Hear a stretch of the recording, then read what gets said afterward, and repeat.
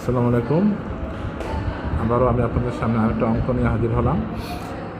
আজ আমি সপ্তম শ্রেণীর 7.1-এর অঙ্ক নিয়ে হাজির হলাম।